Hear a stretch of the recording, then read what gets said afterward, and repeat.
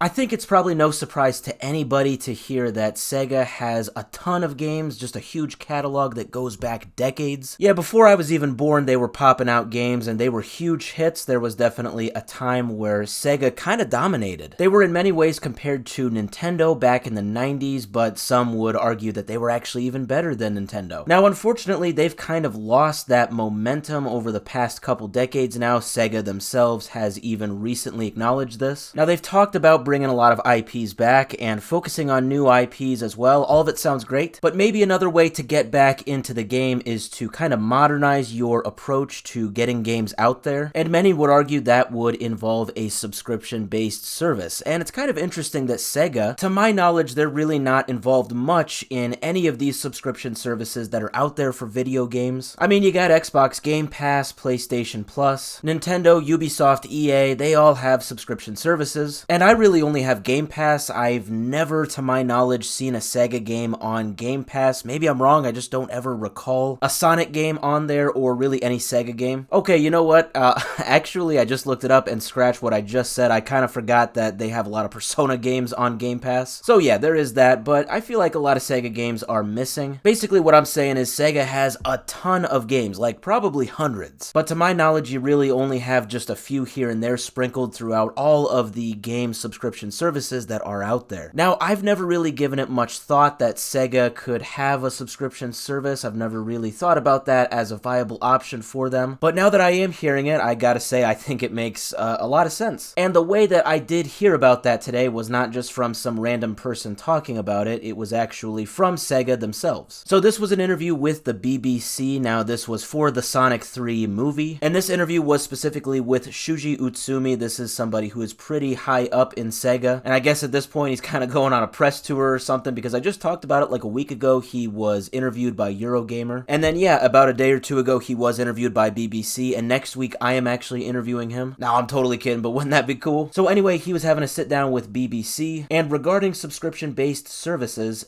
he actually said, instead of just dodging the question or saying, nope, we're not doing that, he said that that actually sounds, quote, very interesting. He said, we're thinking something and discussing something we cannot disclose right now. But he says that Sega is evaluating some opportunities. And I absolutely take this seriously. It would be one thing if he just said, no, we're not evaluating these options. For that, you'd kind of have to read between the lines. You could either trust him or maybe, you know, call his bluff. But to actually say that, yeah, we are reviewing these options, that tells me, just based off of when companies have said stuff like this in the past, that they are either evaluating these options or possibly have already came to some sort of conclusion that they are actually going to do this. Now, when this would launch, I have no idea, but I would assume if they are taking this serious, that they are going to launch this quite soon, like maybe even early 2025 next year, kind of for two main reasons. One being you have a ton of hype right now around the Sonic 3 movie, and just in general, the Sonic movies have been doing great. They want to definitely seize that opportunity since the Sonic IP is definitely popping right now. But the other reason is because they have